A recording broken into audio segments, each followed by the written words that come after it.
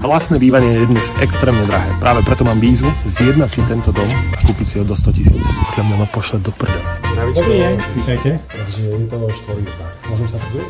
Hej, obývačka s kuchyňou. A toto ste tiež postavili za víkend? Nie, to je 30 dní. Na 4 víkendy, nie? 4 víkendy. Hej. Toto je veľké.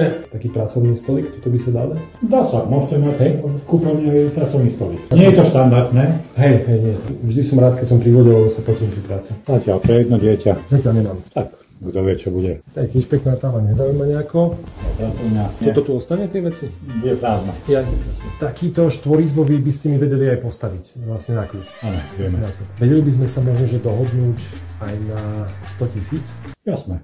Fakt? Áno. Bude mať v cene aj stavebné povolenie. Všetky papiere máte v cene. A základy si musím riešiť sám?